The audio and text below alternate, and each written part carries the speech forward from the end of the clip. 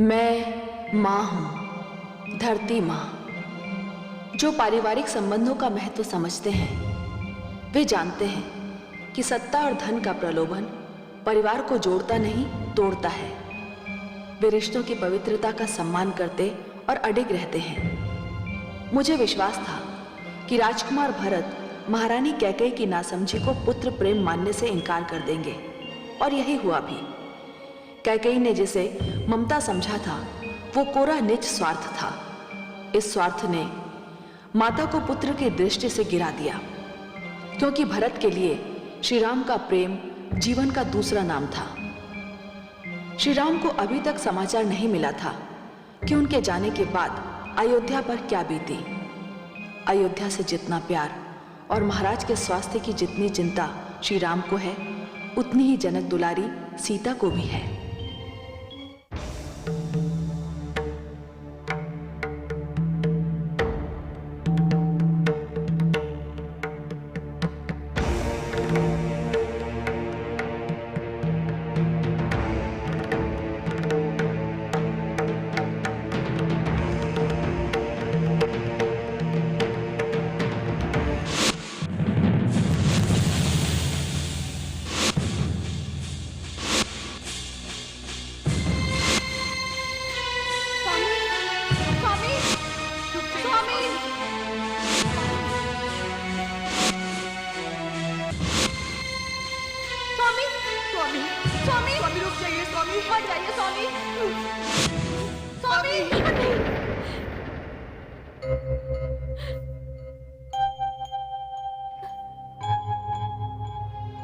क्या हुआ देवी?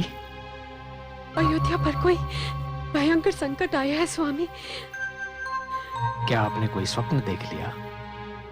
हाँ स्वामी, स्वामी मैंने देखा कि महाराज सन्यासी की वेशभूषा में भवन छोड़ के जा रहे हैं। माता श्री सुमित्रा और माता श्री कौशल्या उन्हें पुकार रही हैं, किंतु वे आगे ही बढ़ते जा रहे हैं। देवी, संभवतः अनुज भारत के लौटने के उपरांत महाराज ने संन्यास लेने का निर्णय लिया हो। नहीं स्वामी, मेरा मन नहीं मानता। अवश्य ही अयोध्या पर कोई भयंकर संकट आया है। स्वामी, आपके प्रति स्नेह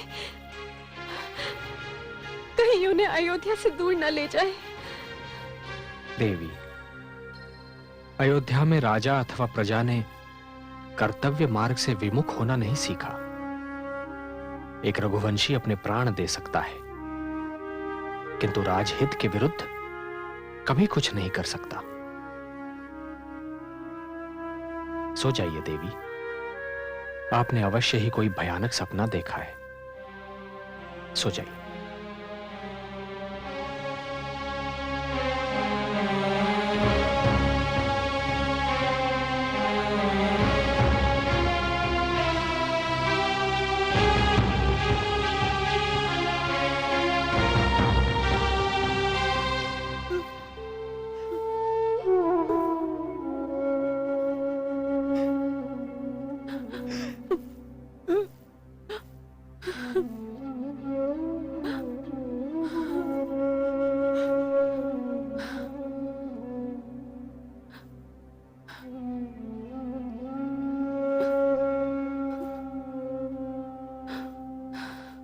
गुरुदेव,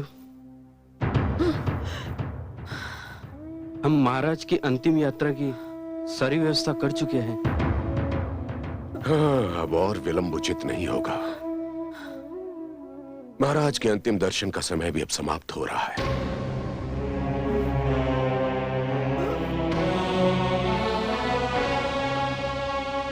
गुरुदेव, कुछ घड़ी और प्रतीक्षा कर लीजिए। मैं महारानी कैकेयी को लेकर आती हूँ। रुक जाइए बड़ी माँ। क्यों पुत्र? आपको रोकने के लिए क्षमा चाहता हूँ, किंतु मैं नहीं चाहता कि आप वहां जाएं, और ना ही ये चाहता हूं कि वो यहां आए। मत जाइए बड़ी माँ। राम यहाँ नहीं है तो मैं तुम में पुत्र राम को देखती हूँ। ये बताओ कि यदि आज तुम्हारे स्थान पर राम होता तो वो मुझे जाने से रोक सकता था?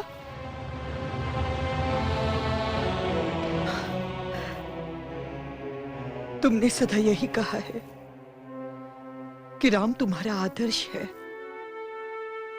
मैं भी यही चाहती हूं कि तुम सदैव अपने भाई का अनुसरण करो। हाँ।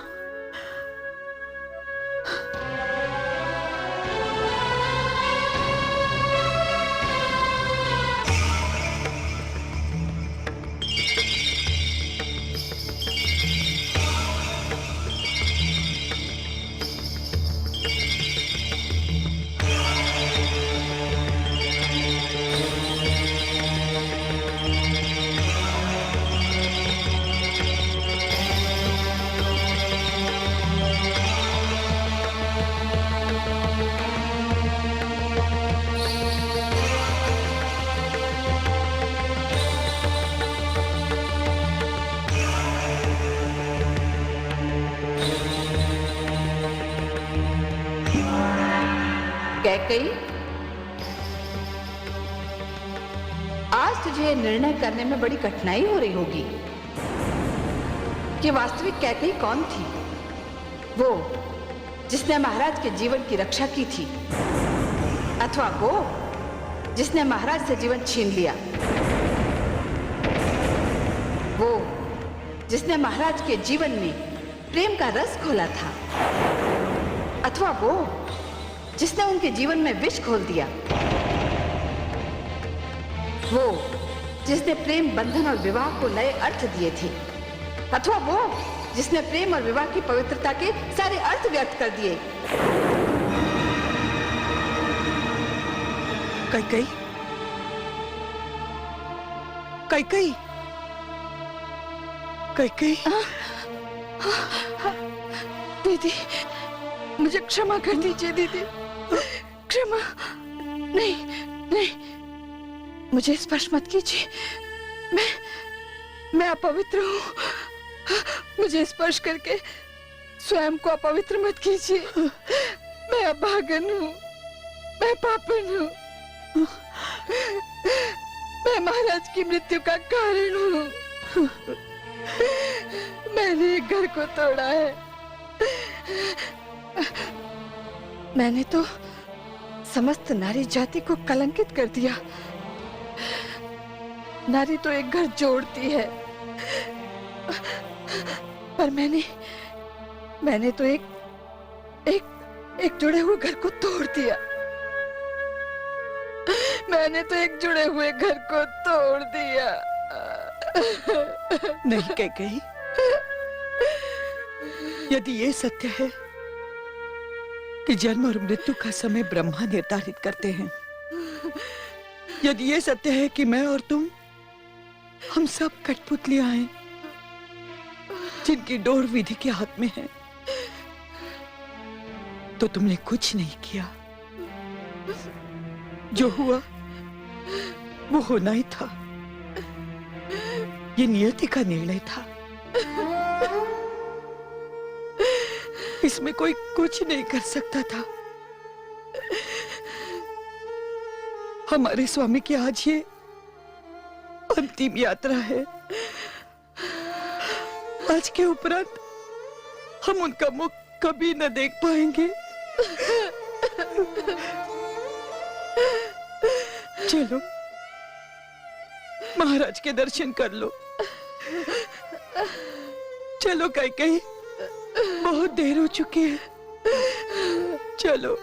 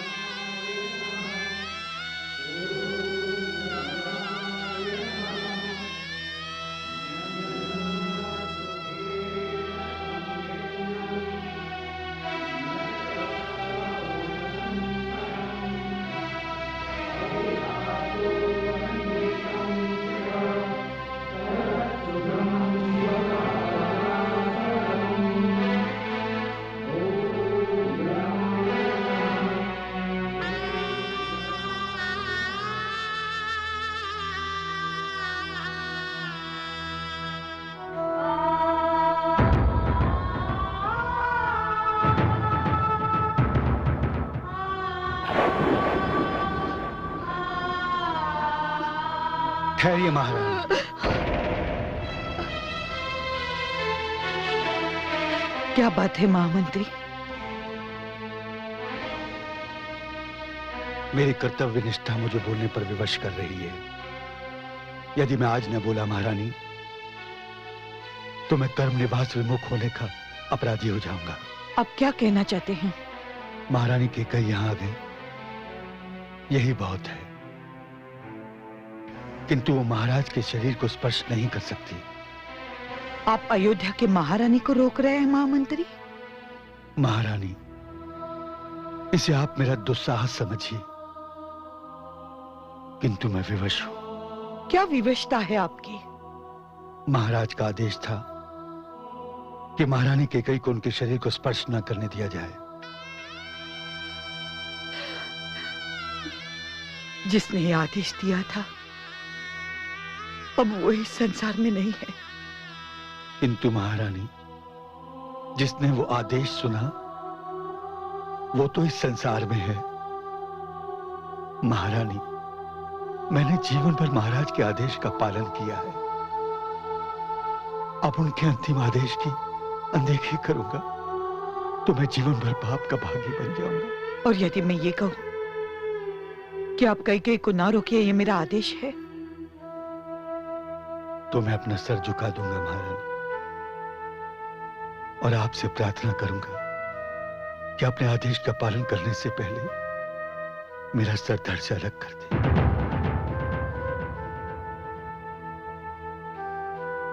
महारानी, मैं रघुवंशी नहीं हूं, किंतु मैंने रघुवंशियों का नमक खाया है।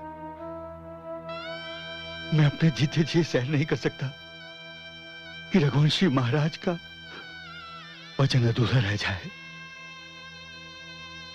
महामंत्री सत्य कह रहे हैं।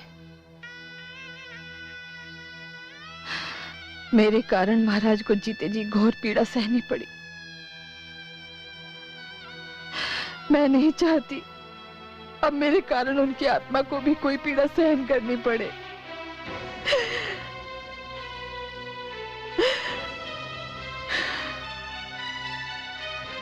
यही नियति का निर्णय है। मैं तो उनके शव को भी नहीं छू सकती।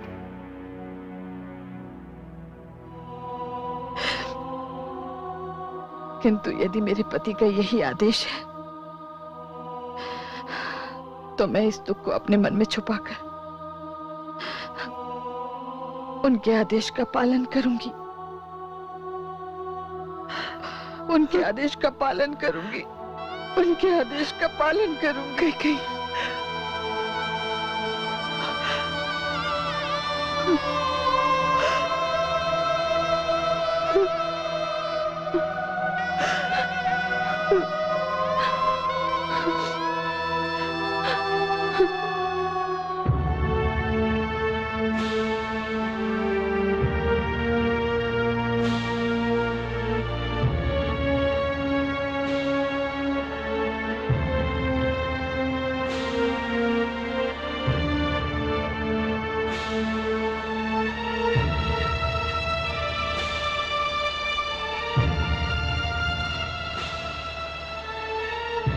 क्या वो भरतर्षि? अनुज, डूबता सूर्य जीवन के अंतिम क्षणों को गिनते हुए वृद्ध की भांति शांत होता है,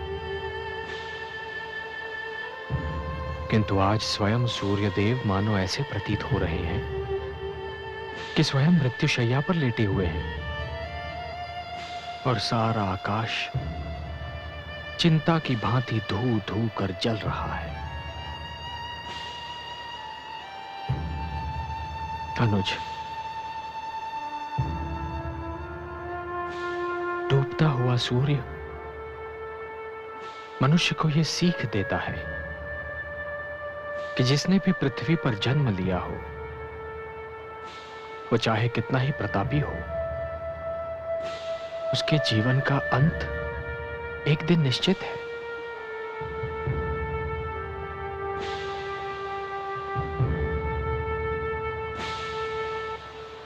हे शिव, सबको शांति दीजिए।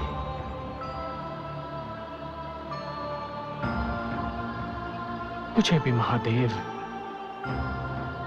शांति दीजिए महादेव। आज मेरा मन बहुत अशांत है, शांति दीजिए।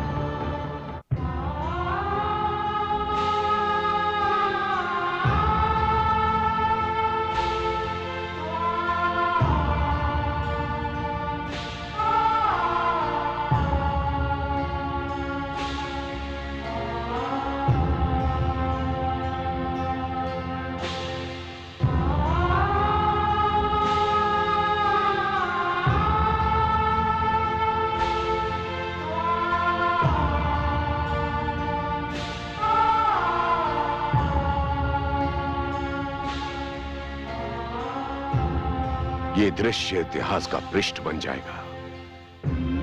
आकाश पर सूर्य अस्त हो रहा है और पृथ्वी पर रघुवंश के महाप्रतापवान राजा दशरथ के जीवन का सूर्यास्त हो रहा है। प्रिय शिष्य भरत, अपने पिता महाराज को मुखाग्नि दो।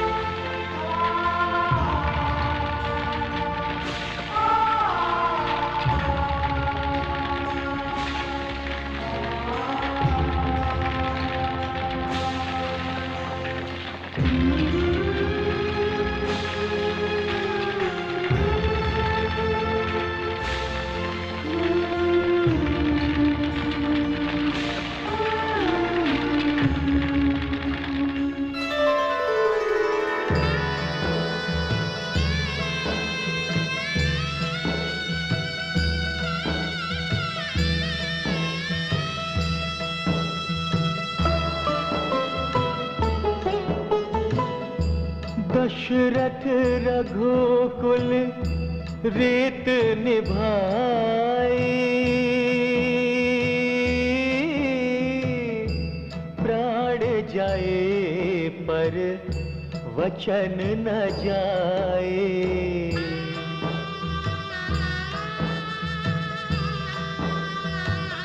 हो रघु परंपरा उज्ज्वल भयाओ,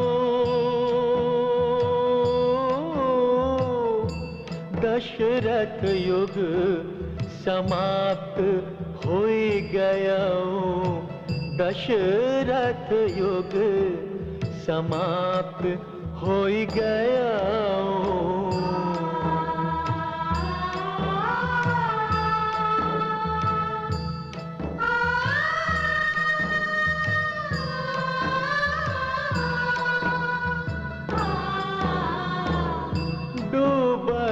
अवध अश्रु के जल में,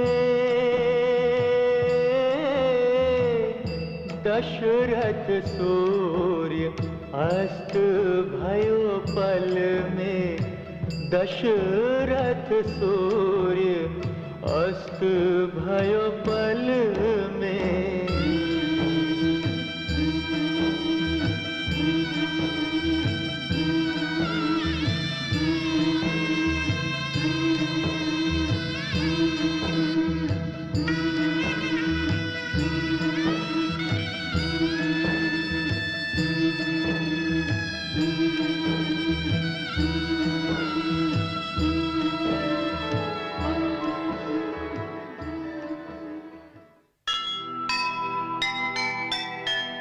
दशरथ को सब कुछ मिला, राजपाट धन धाम। क्या कहने सौभाग्य के, मिले पुत्र श्री राम। राजपाट धन धान सब आया न कोई काम। दे